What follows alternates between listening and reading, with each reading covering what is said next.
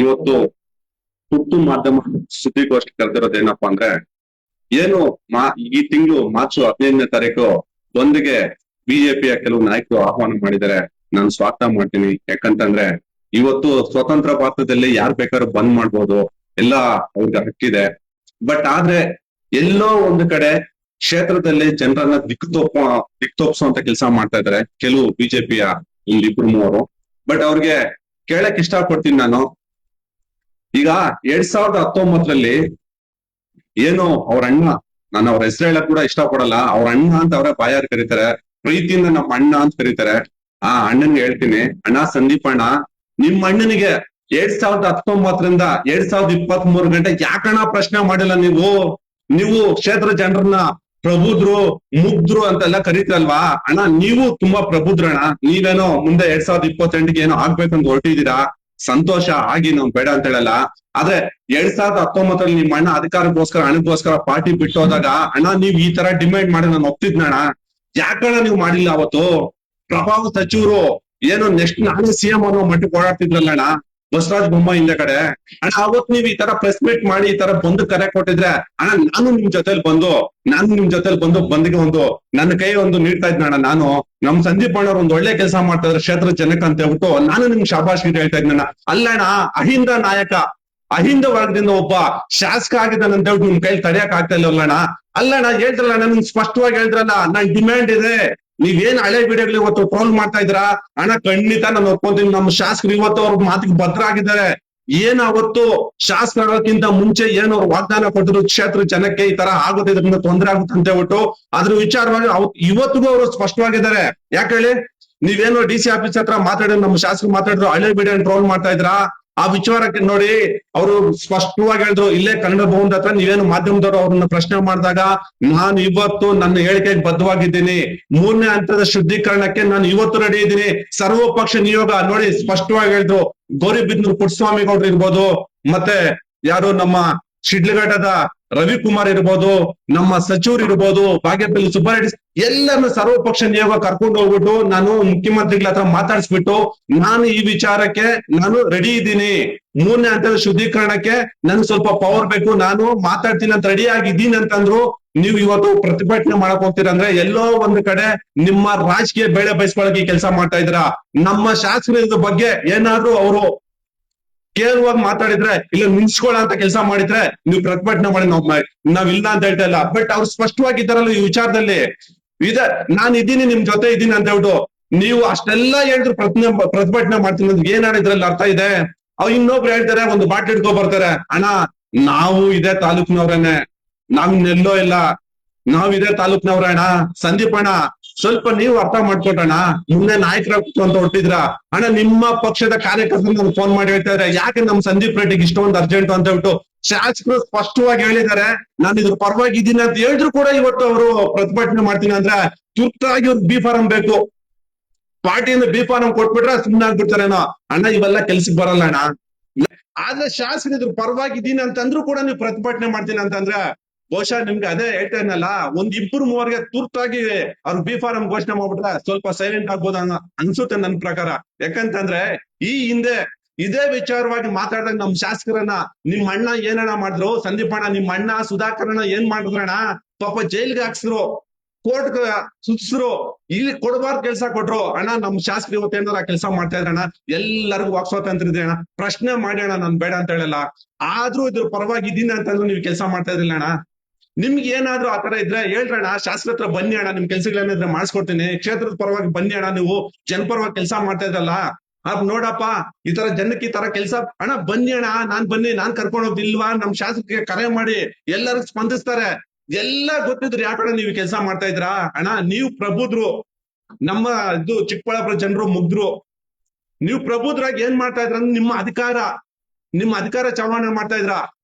ಯಾಕಂತಂದ್ರೆ 2028ಕ್ಕೆ ಏನ್ ಆಗ್ಬೇಕಂತಿದ್ರಲ್ವಾ, ಇವತ್ತಿಂದ ಜನರನ್ನ ದಿಕ್ಕು ತಪ್ಪಿಸಿ ಒಬ್ಬ ಶಾಸಕನ ವಿರುದ್ಧವಾಗಿ ನೀವು ಮಾಡ್ತಿರೋ ಪಿತೂರಿ ಇದು. ನಮ್ಮ ಶಾಸಕರು ಇವತ್ತು ಬದ್ಧವಾಗಿದ್ದಾರೆ ಈ ವಿಚಾರವಾಗಿ. ನಾನ್ ಇದ್ದೀನಿ 3ನೇ ಹಂತದ ಶುದ್ಧೀಕರಣಕ್ಕೆ ನಾನ್ ರೆಡಿ ಇದ್ದೀನಿ ಅಂತ ಹೇಳಿದ್ರು ಕೂಡ ನೀವು ಮಾಡ್ತಾ ಇದ್ರಂದ್ರೆ ಬಹುಶಃ ನಿಮ್ಮ ಮನಸ್ಸಲ್ಲಿ ಒಬ್ಬ ಅಹಿಂದ ವರ್ಗದ ಹುಡುಗ ಶಾಸಕನಾಗಿದ್ದಾನೆ ಅಂತ ಹೇಳ್ಬಿಟ್ಟು ತಡಿಯಕ್ ಆಗ್ತಾ ಇಲ್ಲ ಅಂತ ಹೇಳ್ಬಿಟ್ಟು ಸ್ಪಷ್ಟವಾಗಿ ಅರ್ಥ ಆಗ್ಬಿಟ್ಟಿದೆ. ಇದ್ರ ವಿರುದ್ಧವಾಗಿ ನೀವ್ ಏನೇ ಮಾತಾಡಿ ಕ್ಷೇತ್ರ ಜನ ಆಲ್ರೆಡಿ ನಿಮ್ಮ ವಿರುದ್ಧವಾಗಿ ಡಿಸೈಡ್ ಆಗಿದ್ದಾರೆ. ಸಂದೀಪ್ ರೆಡ್ಡಿ ಅವರಿಗೆ ಈಗಾಗ್ಲೇ ಬಿ ಫಾರಂ ಘೋಷಣೆ ಆಗ್ಬಿಟ್ರೆ ಬಹುಶಃ ಅವರು ಆರಾಮಾಗಿ ಇರ್ಬೋದು ಅಂತ ಹೇಳ್ಬಿಟ್ಟು ಇದಾಗಿದೆ. ಹಣ ಇವೆಲ್ಲ ಕೆಲ್ಸಕ್ಕೆ ಬರಲ್ಲ, ಒಳ್ಳೆ ಕೆಲಸ ಮಾಡ್ತೀರಾ ಮಾಡಿ, ಅದು ಬಿಟ್ಬಿಟ್ಟು ಅಹಿಂದ ವರ್ಗದ ಹುಡುಗನ ಮೇಲೆ ಈ ತರ ಷಡ್ಯಂತ್ರ ಮಾಡಕ್ ಹೋಗ್ಬೇಡಿ. ಯಾಕಂದ್ರೆ ಅವ್ರು ಇನ್ನೂ ರಾಜಕೀಯದಲ್ಲಿ ಮುಂದುವರಿಬೇಕು. ಬಟ್ ಚಿಕ್ಕಬಳ್ಳಾಪುರದಲ್ಲಿ ನೋಡಿ, ಈಗ ಆಗ್ಲಿ ಬಿಜೆಪಿ ಕಾರ್ಯಕರ್ತರು ನನ್ ಕರೆ ಮಾಡಿ ಹೇಳ್ತಾ ಇದ್ರೆ, ಅಣ್ಣ ಇವ್ ಅವಶ್ಯಕತೆ ಇಲ್ಲ ಅಣ್ಣ, ಶಾಸಕರ ಪರವಾಗಿದ್ದಾರೆ, ದಯವಿಟ್ಟು ಒಳ್ಳೆ ಕೆಲಸ ಮಾಡಿ, ನಿಮಗೆ ನಾವು ಶ್ಲಾಘನೆ ಮಾಡ್ತೀವಿ ಅಣ್ಣ. ಶಾಸನ ಇಲ್ಲ ಅಂದಾಗ ಇದ್ರ ವಿರುದ್ಧವಾಗಿದ್ದೀನಿ ನಾನು, ಇದು ವಿಚಾರ ನನ್ಗೆ ಬೇಕಾಗಿಲ್ಲ ಅಂದ್ರೆ ಪ್ರತಿಭಟನೆ ಮಾಡಿ. ಅವ್ರು ಹೇಳಿದ್ರಲ್ವಾ, ನಾನು ಇದ್ರ ವಿಚಾರವಾಗಿ ನಾನು ಇದ್ದೀನಿ, ಎಲ್ಲರನ್ನು ಕರ್ಕೊಂಡೋಗಿ ಮುಖ್ಯಮಂತ್ರಿಗಳ ಹತ್ರ ಮಾತಾಡ್ಬಿಟ್ಟು ಇದ್ರ ವಿಚಾರವಾಗಿ ಮಾತಾಡ್ತೀನಿ ಅಂತ ಅವ್ರು ಹೇಳ್ತಾ ಇದ್ರಲ್ವಾ ಸರ್. ಅವ್ರು ಇದ್ರ ವಿಚಾರವಾಗಿ ಇದಾರಲ್ವಾ, 3 ವರ್ಷ ಆಗಿದ್ರಲ್ವಾ ಸರ್. ಎಲ್ಲೋಗಿದ್ರು ಸರ್ ಈ ಹರೀಶ್ ಕೆ ರೆಡ್ಡಿ, ಸಂದೀಪ್ ರೆಡ್ಡಿ ಎಲ್ಲೋಗಿದ್ರು ಸರ್? ಇವತ್ತು ಈ ತರ ಪಿತೂರಿ ಮಾಡ್ತಾರ, ಒಬ್ಬ ಅಹಿಂದ ವರ್ಗದ ಹುಡುಗನ ವಿರುದ್ಧ ಈ ಪಿತೂರಿ ಮಾಡ್ತಾ ಇದ್ರಲ್ವಾ. ಯಾಕೆ ಸರ್ ಅವತ್ತು ಈ ಪ್ರಶ್ನೆ ನೀವು ಮಾಧ್ಯಮದವ್ರು ಯಾಕೆ ಸರ್ ಈ ಪ್ರಶ್ನೆ ಮಾಡ್ಲಿಲ್ಲ? ಸಚಿವರನ್ನ ಒಮ್ಮೆ ಅವತ್ತು ಸಚಿವರಾಗಿದ್ರಲ್ವ ಡಾಕ್ಟರ್ ಕೆ ಸುಧಾಕರ್, ಅವತ್ತು ಈ ಪ್ರಶ್ನೆ ನೀವು ಮಾಡ್ಬೇಕಾಯ್ತು.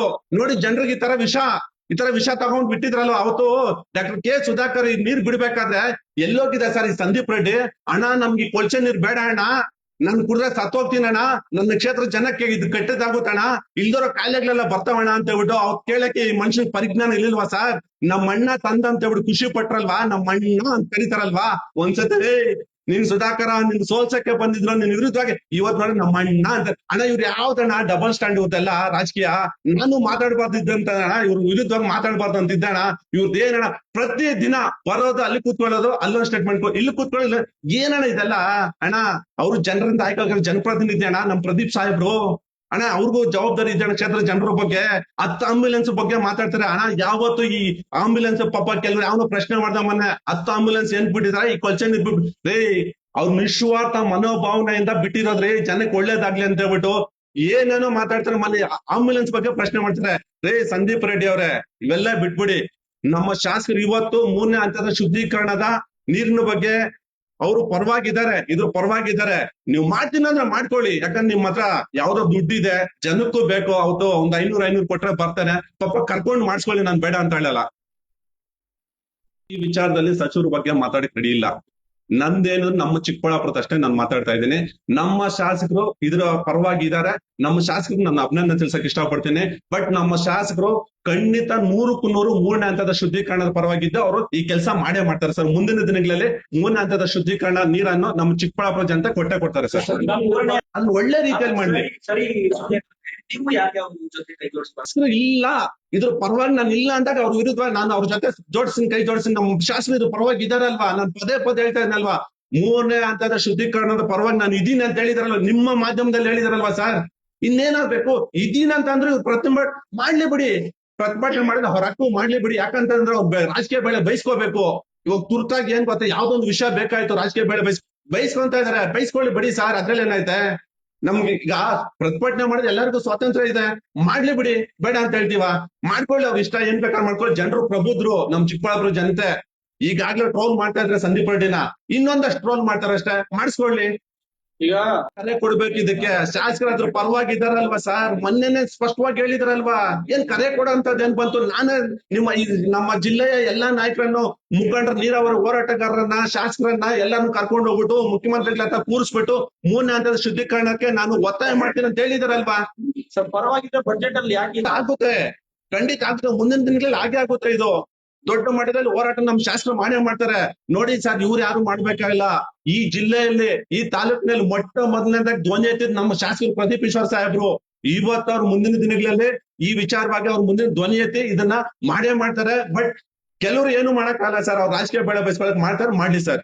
ನೀರಾವರಿ ಅಲ್ಲ, ನೀರಾವರಿ ಹೋರಾಟದಿಂದಲ್ಲ. ಏನು ಈ ಹಿಂದೆ ಇಲ್ಲಿ ಒಬ್ಬ ಭ್ರಷ್ಟಾಚಾರಿ, ಕೊರೋನಾ ಕಳ್ಳ, ಒಬ್ಬ ಡಾಕ್ಟರ್ ಕೆ ಸುಧಾಕರ್ ಏನಿದ್ದ, ಏನ್ ಸರ್, ಆ ಮನುಷ್ಯನ ವಿರುದ್ಧವಾಗಿ ಜನ ಬೇಸೆತ್ತಿದ್ರು. ಅರ್ಥ ಮಾಡ್ಕೊಳ್ಳಿ. ಹಾಗಾಗ್ಬಿಟ್ಟು ಅಂತ ಅವ್ರನ್ನ ಸೋಲ್ಸಕ್ಕೆ ಒಂದು ಹುಳಿ ಬೇಕಾಯ್ತು, ಹುಳಿ ಬಂದು ಸೋಲ್ಸಿದೆ ಸರ್.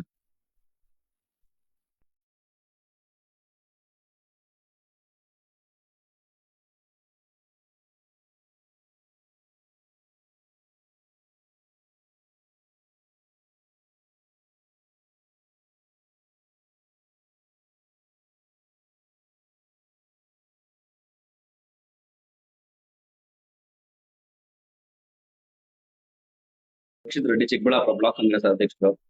ಈಗ ಮೊನ್ನೆಯಿಂದ ನಡೀತಾ ಇರೋ ವಿಚಾರ ಇಡೀ ಚಿಕ್ಕಬಳ್ಳಾಪುರಕ್ಕೆ ಚೆನ್ನಾಗಿ ಗೊತ್ತಿದೆ. ಈ ನೀರಿನ ವಿಚಾರದಲ್ಲಿ ಸುಮಾರು ಮಾತಾಡ್ತಿದ್ದಾರೆ. ಸುಮಾರು ಜನ ಈಗ ಹೊಸದಾಗಿ ಬಂದಿರೋ ನಮ್ಮಂತ ಯುವಕರಾಗಿರ್ಬೋದು, ಸುಮಾರು ಹೊಸ ರಾಜಕಾರಣಿಗಳಾಗಿರ್ಬೋದು ಮಾತಾಡ್ತಾ ಇದ್ದಾರೆ.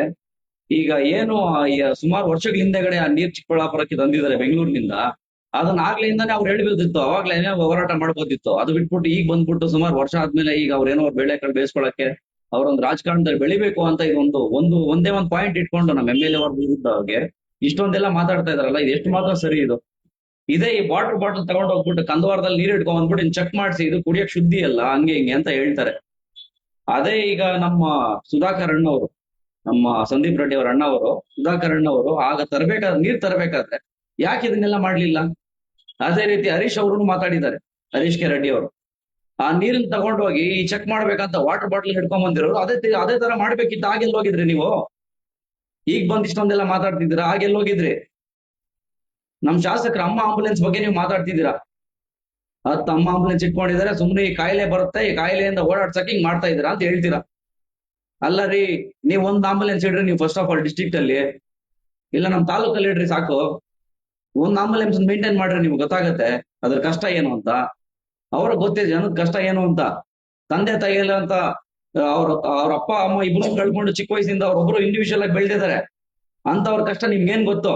ಒಬ್ಬೊಬ್ರು ಜನ ಇಂಡಿವಿಜುವಲ್ ಇಡೀ ಬ್ಯೂರೋಕ್ರಸಿನ ಕರ್ಕೊಂಡು ಹೋಗ್ಬಿಟ್ಟು ಅಲ್ಲಿ ನೆಲದಲ್ಲಿ ಕುಂಟಿಸ್ಕೊಂಡು ಅವರು ಕುತ್ಕೊಂಡು ಇಷ್ಟು ಹಳ್ಳಿಗೆ ತಿರುಗಿ ಎಲ್ಲರದ್ದು ಕಷ್ಟ ಪರಿಹಾರ ಮಾಡ್ತಾ ಇದಾರೆ ಅಂದ್ರೆ ಅವ್ರದ್ದು ಏನು ಅಂತ ಅರ್ಥ ಮಾಡ್ಕೋಬೇಕು ನೀವು.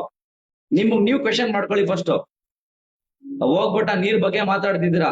ಇಷ್ಟು ವರ್ಷಕ್ಕೆ ಮೊದ್ಲು ಯಾವಾಗ ತಂದಿರೋ ನೀರ್ ಇವಾಗ ಮಾತಾಡ್ತಿದ್ರೆ ಇಷ್ಟು ದಿನ ಇಲ್ರಿ ಹೋಗಿತ್ತು ನಿಮ್ ಧ್ವನಿ?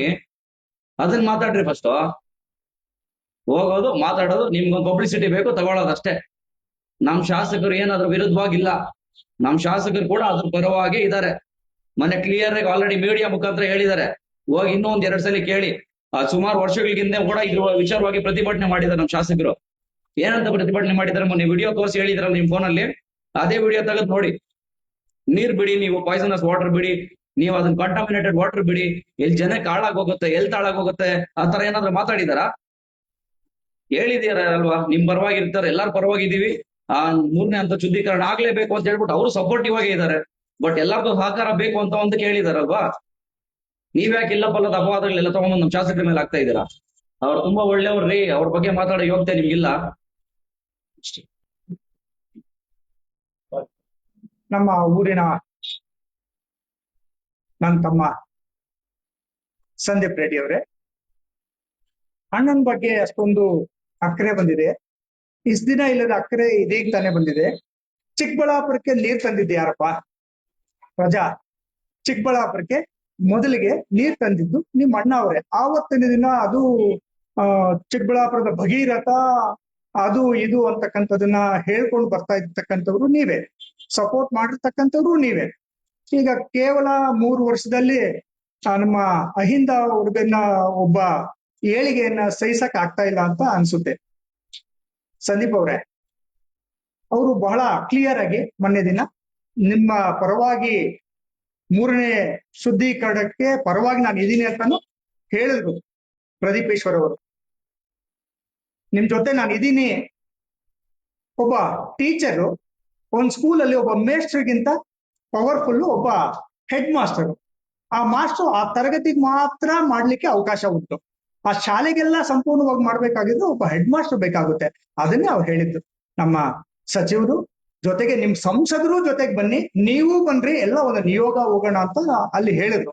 ಅದ್ರ ಅರ್ಥ ಏನು? ನಾವೆಲ್ಲರೂ ನಿಮ್ ಪರವಾಗಿದ್ದೀವಿ ಅಂತ. ಬಟ್ ಅದನ್ನ ಮೀರಿ ಮಾಡ್ತಾ ಇದೀರಿ ಅಂತಂದ್ರೆ ಇದು ನಿಮ್ಮ ರಾಜಕೀಯ ಬೇಳೆ ಬೇಯಿಸ್ಕೊಳ್ತಕ್ಕಂತ ಒಂದು ಉದ್ದೇಶ ಅಷ್ಟೇ. ಅಷ್ಟು ಬಿಟ್ಟು ಬೇರೆ ಇನ್ನೇನು ಇಲ್ಲ. ಹಾಗಾಗಿ ದಯಮಾಡಿ ನಾನು ಮತ್ತೊಂದ್ಸಲಿ ನಿಮ್ಮಲ್ಲಿ ಹೇಳ್ತಾ ಇದ್ದೀನಿ, ನೀವು ಮಾಡ್ತಾ ಇರ್ತಕ್ಕಂಥ ಗಿಮಿಕ್ಸ್ ಇವೆಲ್ಲವೂ ಎಲ್ಲಿ ತೋರಿಸ್ಬೇಕು ಅಲ್ಲಿ ತೋರಿಸಿ. ಒಬ್ಬ ಅಹಿಂದ ವರ್ಗನ ಹುಡುಗನ ಹೇಳಿಕೆಗೆ ತಾವು ಸಹಿಸ್ದಿರ ಇದನ್ನೆಲ್ಲ ಮಾಡ್ತಾ ಇದೀರಿ ಅಂತ ನಾನು ಈ ಸಂದರ್ಭದಲ್ಲಿ ನಿಮ್ಗೆ ಹೇಳ್ತಾ ಇದ್ದೀನಿ.